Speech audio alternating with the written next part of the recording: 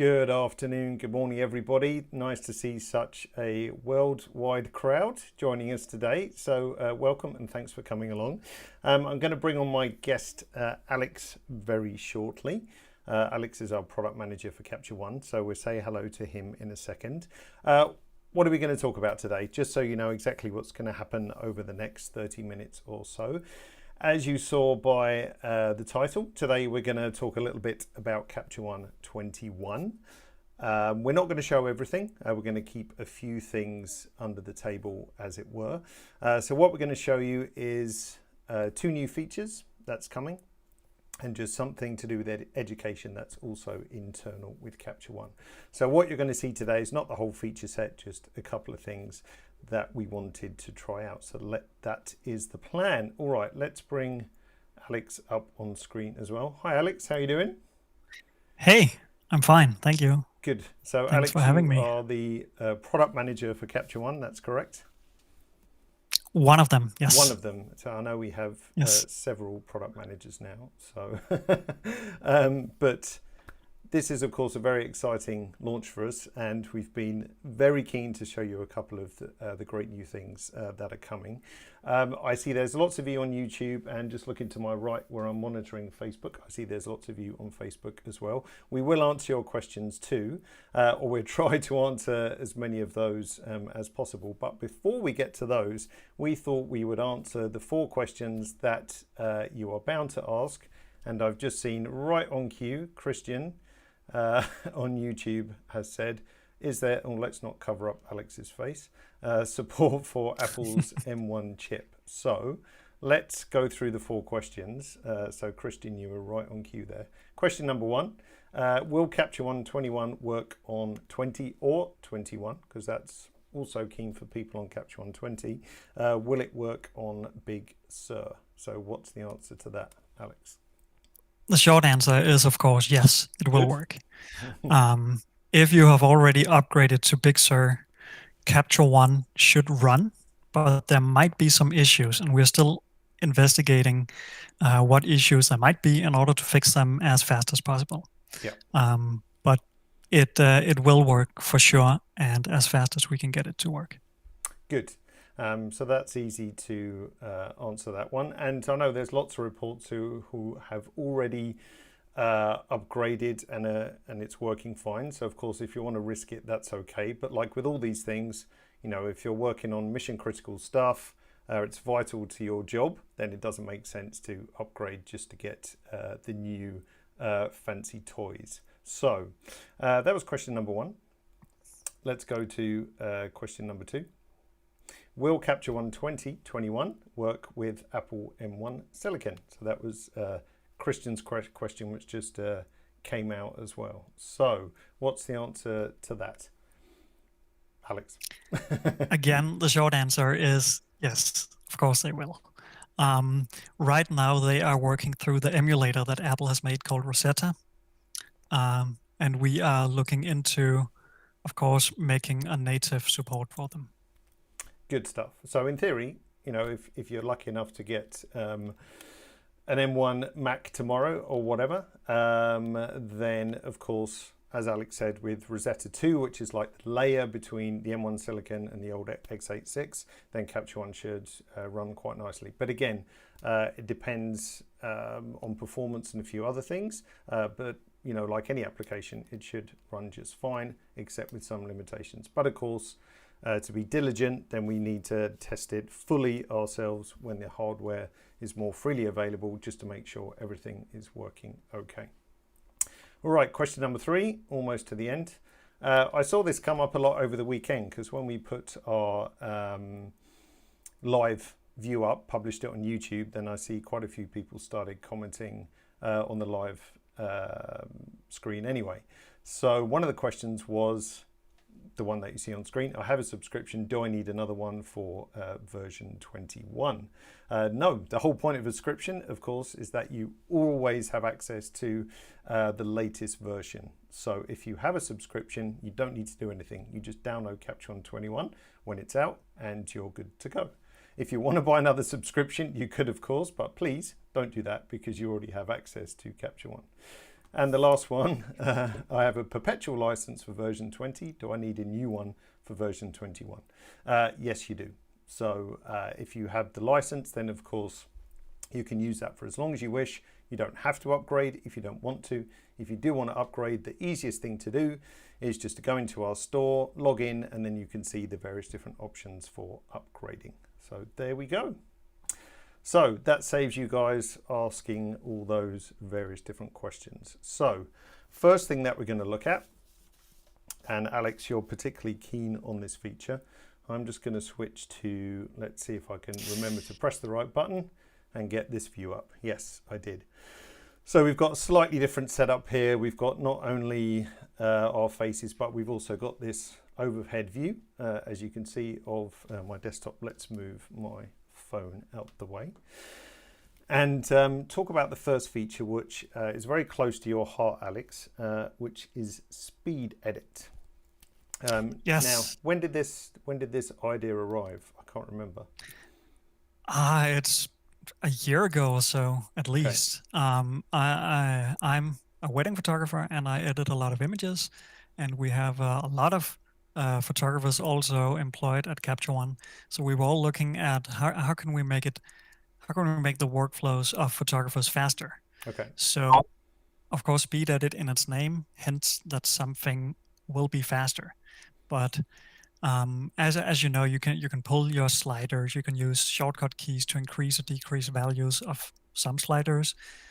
You can hover over a slider and then scroll. So there are various ways today where you can edit your images. You can also buy these external hardware solutions, which are quite nice, especially Tangent with native support.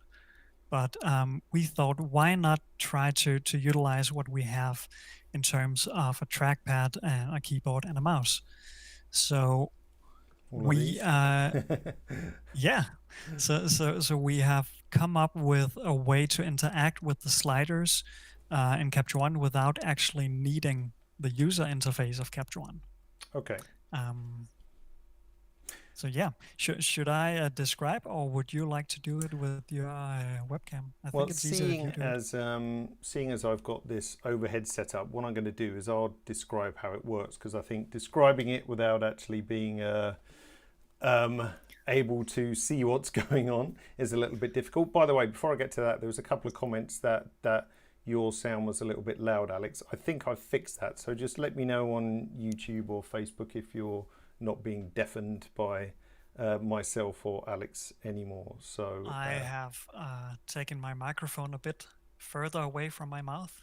Okay. Sorry. Yeah, I think it was just more my issue with levels. So everyone says yes, it's great now. So we're good. All right. Okay. So speed edit, and the clue is in the name. It is, as Alex said, using already the kind of equipment we have. To have some kind of hardware input, because of course you could buy things like loop decks, Tangent, as you mentioned, Alex. There's palette gear as well, but that's an extra investment. As you can see on my desk, it's already fairly crowded. This is actually my normal setup. So first of all, what we're going to do is I'll just move the mouse away a second. We're going to go into Edit Keyboard Shortcuts, and we're going to bring up this menu here. Just make sure you can see everything, and notice there's a new category here called Speed Edit Keys. Now some of the adjustments are listed here. It's not all of them, is it, Alex? It's kind of the most common, I would say. Yeah, the first iteration of this tool will cover what we believe is the tools that you use most of the time in common workflows. Right, got it. Okay, so we've got a smorgasbord of different adjustments here. So if you notice, QWER, so that's like the top row of my keyboard, as you can see at the top. And then we've got ASDF. This is, if you're as old as me, you remember these keys from playing video games on your ancient computers. And then 1 and 2, and so on. But you can always change this if you have a different language keyboard and you need to make it kind of a bit more sensible. So if I want to adjust exposure, we've got Q. So if I hold down Q, then straight away you can see down the bottom a little exposure bar pops up like so. And now, depending which is my kind of favored input device, then I can adjust that. So let's take something a bit more common, which is a mouse, which everybody has. So holding down Q on my keyboard, as you can see, if I simply scroll up and down, then I can adjust exposure like so. Now, of course, the thing is, I don't actually need to have those tools visible, and we're kind of discuss that in a bit more detail when Alex gives you a whirl as well. But so you can see what's going on, I'm just going to leave the exposure panel you can see just floating above Alex's head. So then it becomes super easy just to quickly scroll and then make edits like so. Now if I switch to W, then of course you can see contrast, and with a quick flick of the mouse, then I can change adjustments as well. Now if you're not a mouse user, I'm a fervent Wacom user, as you might know, then we can do a couple of other things. So if I've just got my mouse over on the center here, let's just go over here where you guys can see, and I'll hold down Q again. If I click drag, then I can just drag left and right, and then that's doing exactly the same thing. So that's kind of like moving the slider itself in the tool as well. So then it's just a really nice rapid way to quickly edit. Yes, Alex, you were going to say something? Yeah, and an important thing to tell here is that it doesn't matter where in the interface your cursor is located when you scroll or click and drag. It Right. could be anywhere. It could be anywhere on the image. It could even be up in the toolbar. It doesn't matter. Anywhere in the interface of Capture One, you can do this. Cool. So yeah, I've got my mouse down here, click and hold Q, drag, click and hold Q, drag, and so on and so forth. Now again, if you're not a Wacom user, or if you're not a mouse user, if you're just sitting in a cafe somewhere and you're working on your laptop with a trackpad, I'm just going to switch hands now. So I'll hold down Q, and then just with the 2-finger drag like so, then we can do exactly the same thing, which is super nice as well. And then finally, last but not least, which cursor keys can you see? Let's stick with this. If I hold down Q and just tap my right cursor key, or up, down, left and right, then you can do exactly the same thing as well. So lots of different choices for those different import options as well. All right, Alex, shall we flick over to your screen to look at a couple of different examples? Let's do that. Because now everyone, I think, has pretty much got the idea of the concept. But I think what would be good for you to show, because you're on Windows as well, so we can see the two different platforms. Yes. And what would be good to show would be the multi-view as well, I think. So that was just working on one image, but it's pretty cool when we're working with several. So let's bring up you on screen, Alex, and me lurking in the corner as well. So now we've got Alex's screen up. He's on Windows, so that's why the resolution is a bit different to mine. And also performance, like you're on a, what's this, like a 3 or 4 year old box? It's a 3-year-old high-end PC with a 1080 Ti, so it's utilizing a lot of hardware. So I'm really happy about it. Good. One thing to mention is, if you don't like the speed and sensitivity of the speed edit, there's actually a sensitivity slider in the best Capture One way, so you can customize it to the way you want to. And I think you and I actually, we've both settled on bumping it up a little bit as well, haven't we? Yeah. We're still under development, so maybe that will be the new default, depending on what people like. Speedy but let me show you how I would edit my wedding images. So first of all, I like to have a white background, and then I like to enable the proof margin to have some space around my image here. And then when I import all my images, I usually apply a style as a base, and that's it. Then I'm ready to do my speed editing. So I can actually go full screen like this and hide my tools. Nice. And then again, enable proof margin, and now I'm ready. So this image first, need to crop it a bit. Needs to be a bit brighter, so I hold down Q, exposure, W, contrast, brightness. There we go, and maybe a bit cooler. There we go. So blink and you miss it. Super fast. Yeah. And then I have enabled a feature called Select Next When. It's here. So when I star rate, so when I'm done with this image, I simply hit 5 on my keyboard, because my hand is already in that area of the keyboard, and it moves to the next one. And then I'm ready to speed edit this image. So there we go. Maybe a bit more details on the shadows. There we go. Cooler or contrast. There we go. Hit 5. Next image. Brighter contrast. Prop it. Rotate. There we go. Next image. So this needs to be brighter. A lot it's more living contrast. up to its name here for the speed edit for sure. Yeah. By the way, any comments? Just let me know. Any questions? We have lots of comments. Actually, so many comments that it's hard to keep track of them. So, but questions we predicted, and I'm just looking at one from Billy Walker. Food Photography says yes, yes, yes. To the hotkey letter being displayed next to the action you wish to take, and that's something we did actually think about a little bit as well. And that's not to say we can't add those kind of features in the future. Oh, so right down here. Yeah. Yeah, like might be a good idea. That could be a nice idea. But you've been using it a little bit more than me, and from what we're looking at now, you're not really even thinking about what you're doing. It's just kind of becoming that natural process as well. Yes. Yeah, you can say that it is. And the beauty about this for me is that when I'm editing a full wedding of hundreds of images, if I have to constantly look between the image and then over to the sliders and then back again for every single adjustment I make, my eyes get so tired. So if I can just edit my image like this without even looking away from it, I'm just going to save energy. I'm going to save time. I can do longer editing sessions, and there's just so much potential in this. And it's just a nice immersive way of editing as well. It really is. Let's have a look at, so we've just been doing single photos, but what about if you want to do a batch? Because that's also, so let's assume that, all my images now, I might have edited them a bit too cold. Let's say I want a warmer look. So previously, you would have to copy apply between images or use shortcuts. We did have shortcuts for specific adjustments, but not all of them.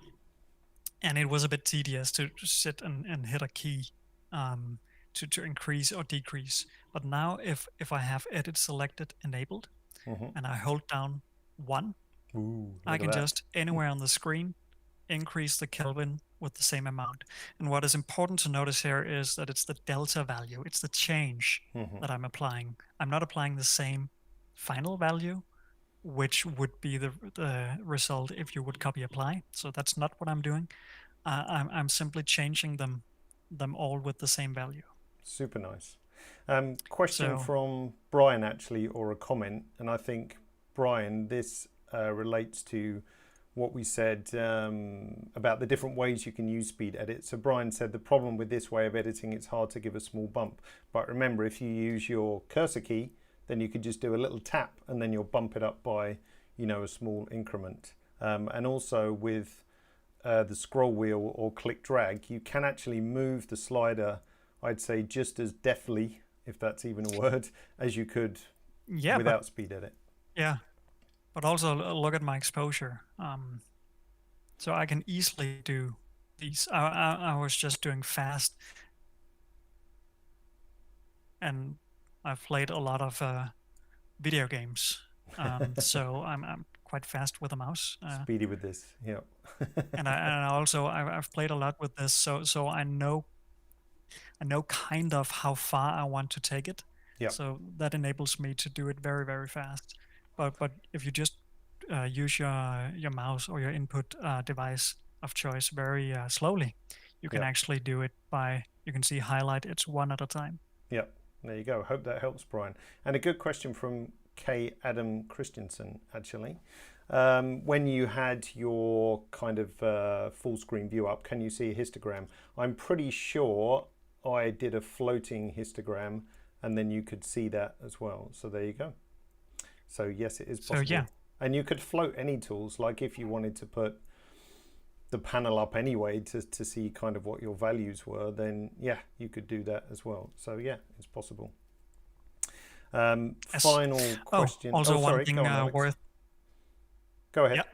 Yeah. We have also made levels possible, so it's not just sliders. So I can actually, using speed edit keys, I can for Nice. levels like this. So If you are a level guy or girl, um, very powerful tool for tweaking the contrast. definitely. Back to you. Um, Randy was saying, Randy Pollock, hi Randy, using what's already in front of me, keyboard and Wacom, much nicer than extra hardware taking up space. And that's, one of the thinking behind this as well, that we already have kind of the tools that we need to do it. This is just kind of connecting them together so that they all work in this way, which is super nice. So there we go. Not to say that specific controller hardware is bad. It's just another solution. Yeah, exactly. So if you are working in a cafe, have limited desk space like myself, or mobile in a hotel or something like that, then you can use your just your trackpad as well, which is super cool. All right. How are we doing for time? Let's talk about the next thing. So that was Speed Edit. So we're really looking forward to getting that into the hands of everybody. Just in summary, remember you can use your Wacom, you can use your mouse, you can use cursor keys, and you can click drag. It works on single images, it works on multi images, and you can customize the shortcut keys that are available for Speed Edit. So if you don't like the ones that we've thought about for the basics, then as Alex is showing you now in the keyboard shortcuts menu, you can just simply decide whatever you want to use as well. So that was the first one that we wanted to talk about today. And all the questions that I see coming in, will Capture One 21 support this, support that, and so on? You're just going to have to wait, I'm afraid. We might do more of these sessions, we shall see. But for today, to keep it within the 30-minute time limit, we just wanted to show you Speed Edit because we're particularly happy about that.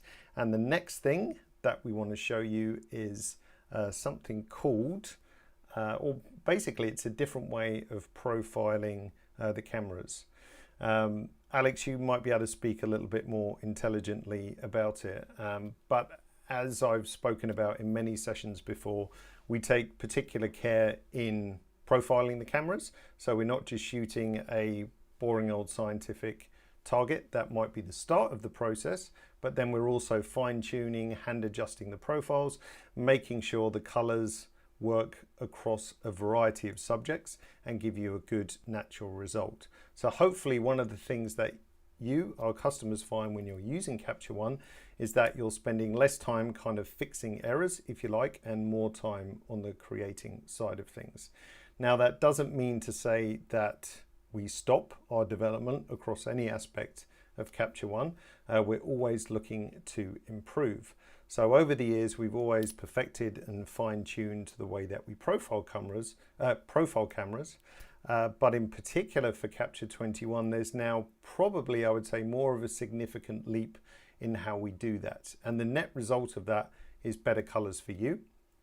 And I think this photo is a good way to show it. So first of all, we probably need to show people where they can access it as well.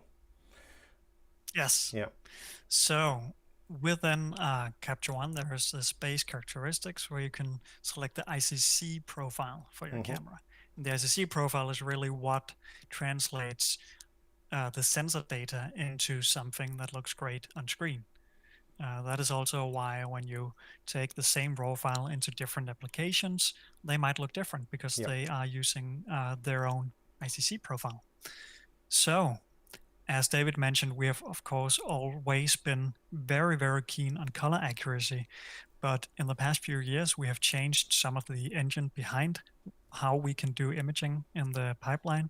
And that has enabled us to do a new type of profile that we have called Pro Standard. Pro Standard. And if I just enable the before and after, this is a particularly clean, you can say, comparison between the current generic of my Sony A7R Mark III and the new Pro Standard.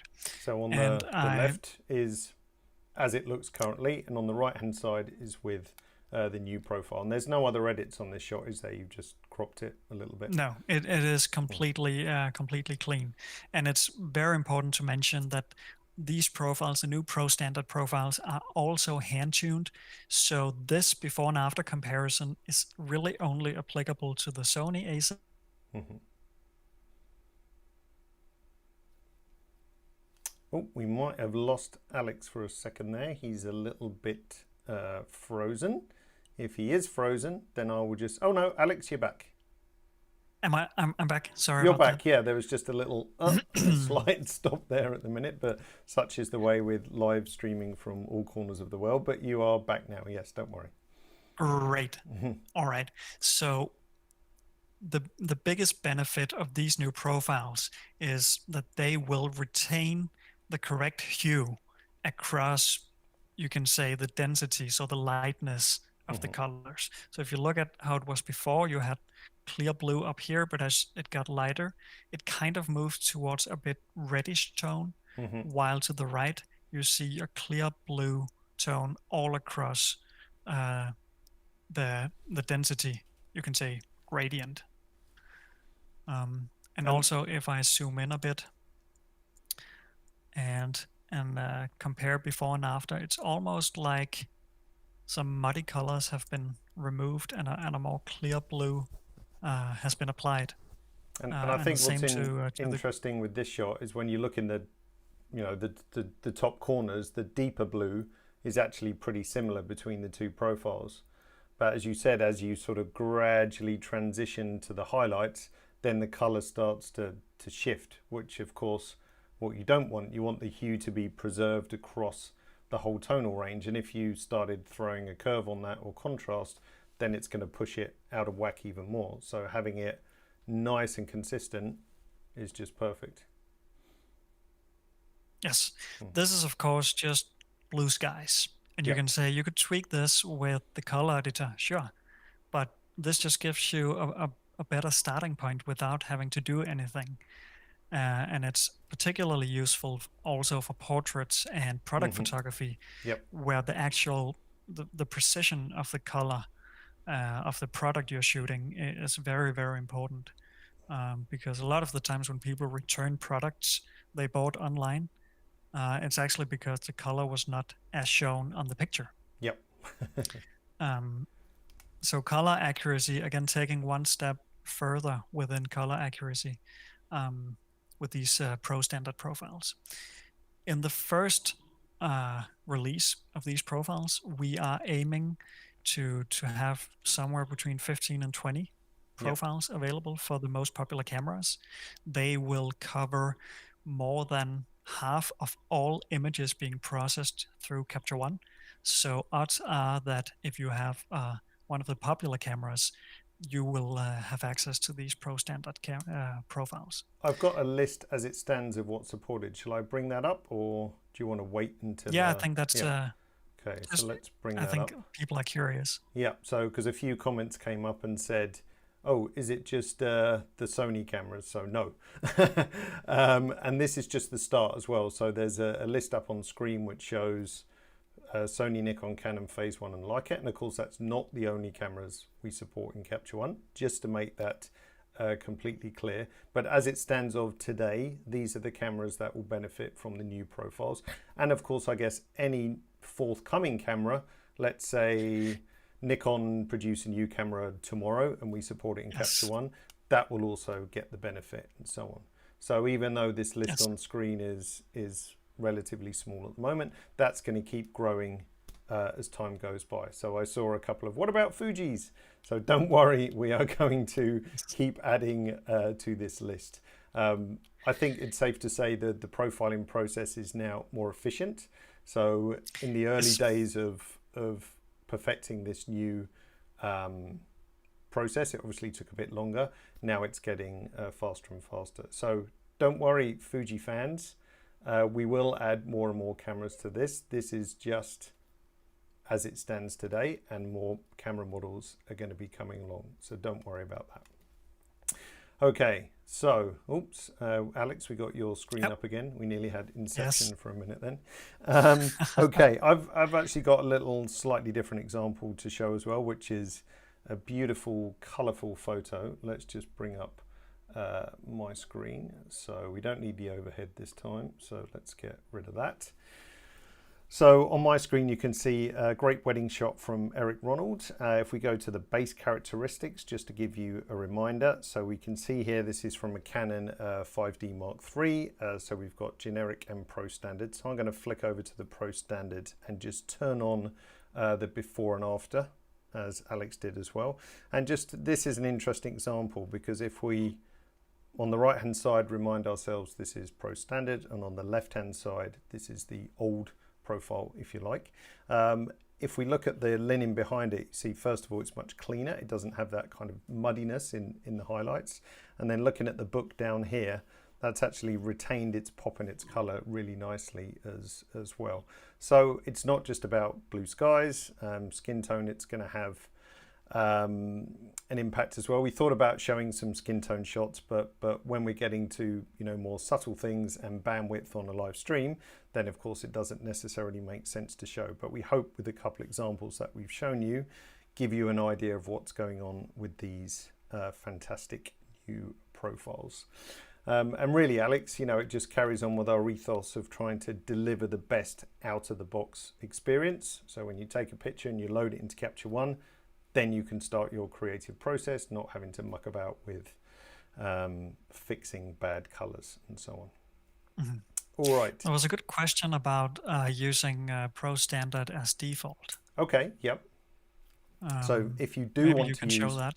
yeah, what's the reason why it's not default yet? Because I guess because it's new and we don't want to surprise people with a new color shift and so on. Exactly. So if some photographers are used to a particular look with their camera, we don't want to suddenly Change out of it. the box change it for them. Mm-hmm. That might be a decision we can take down the road, but Yeah. we need these profiles to get some mileage, you can say, before we change the default for people.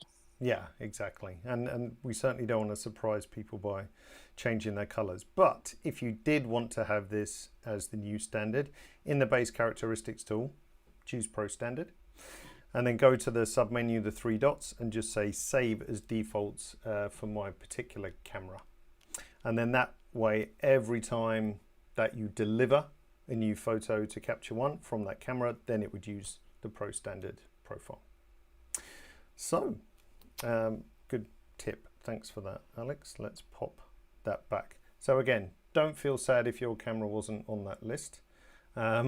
We are adding new cameras to that all the time. I can't stress that enough. So that's just for starters, and we've only just got started. So don't worry, more and more cameras will be added to that.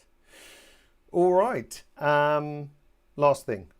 And again, just to make clear, there is other stuff coming in version 21 as well, but we just wanted to take this opportunity to show you a couple of new features as well. The last thing, I might as well show this, Alex, as we're on our screen. I just need to check if I haven't turned them off. No, I haven't turned them off. So you see I'm hovering over the crop tool there. And this is a couple of things. One, to help people get started better in Capture One if you're a new user. And secondly, for those of us, and I totally include myself in this, who aren't necessarily or don't want to or can't invest the time in watching long tutorials or webinars as an example, then what we wanted to do is try and deliver you the most compact tutorial as possible within Capture One. And that kind of comes in a few different stages. So you see here, as I've hovered over the crop tool, you get a small contextual image of what's going to happen. There's a small description of what the tool does. Now the crop tool is something kind of, fairly obvious, but if we go to this cursor tool, which is not really known outside of Capture One, then straight away, okay, this is a keystone tool. It gives you a short description. It shows you your shortcut key as a quick reminder, and then you'll find there's a couple of links for learning more things. Now, in the case of some of the cursor tools, or if we actually go over to white balance as well, then you'll see a pop-up here too. In the case of some of those tools, you can also watch a video as well.